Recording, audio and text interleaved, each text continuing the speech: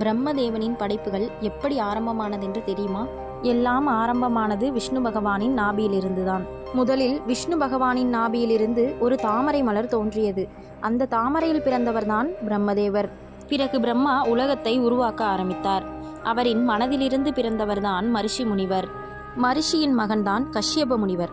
கஷ்யப முனிவரின் மகன்களாக தேவர்கள், அசுரர்கள், மனிதர்கள் அனைவரும் உருவானார்கள்.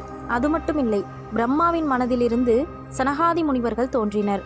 அவர்கள் சனகர், சனந்தனர், சனாதனர், சனத்குமாரர் ஆவார்கள். இந்த சனகாதி முனிவர்கள் சிறு குழந்தை மாதிரி தோற்றத்தில் இருந்தாலும் மிகப்பெரிய ஞானிகள் ஆவார்கள்.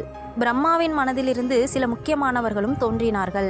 அத்திரி முனிவர், அங்கீரசர், புலஸ்தியர், புலகர், கிருது, வசிஷ்டர், பிருகு முனிவர்கள். இவர்களுள் மிக முக்கியமான முனிவர் நாரத முனிவர். இவரும் பிரம்மாவின் மனதிலிருந்துதான் தோன்றினார். இவர் நாராயணனின் தீவிர பக்தராவார். பிரம்மாவின் புத்தியிலிருந்து பூமாதேவி தோன்றினார். பிரம்மாவின் கண்களிலிருந்து சரஸ்வதி தேவி பிறந்தார், அறிவின் தெய்வமாக. பின்பு பிரம்மாவின் முகத்திலிருந்து தக்ஷ பிரஜாபதி தோன்றினார். இப்படி பிரம்மதேவனின் படைப்புகள் மூலம் இந்த உலகமே உருவானது. இந்த தகவல் உங்களுக்கு பிடிச்சிருந்தா லைக் பண்ணுங்க. ஓம் பிரம்மாய நம என்று கமெண்ட் பண்ணுங்க.